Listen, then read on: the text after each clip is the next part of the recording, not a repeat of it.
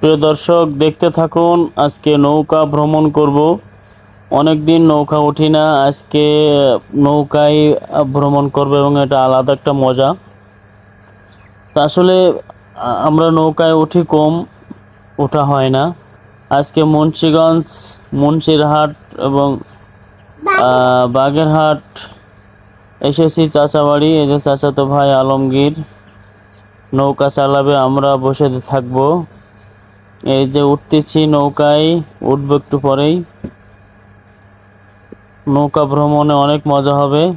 নিজেদের নৌকা, আমাদের যেমন সাইকেল, মোটরসাইকেল বা রিক্সা যাই থাক, যে কোনো সময় যে কোনো জায়গায় যেতে সাইকেল বাইসাইকেল হোক ব্যবহার করি। আর এখানে এমন সিস্টেম না, এখানে একটু ব্যতিক্রম ধর্মী।